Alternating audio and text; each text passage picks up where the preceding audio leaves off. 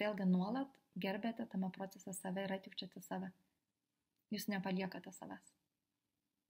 Kažkada galbūt mus kiti žmonės yra palikę, norint ar nenorint, visai nesvarbu, bet mes galime įsipareigoti patys savęs niekada nepalikti.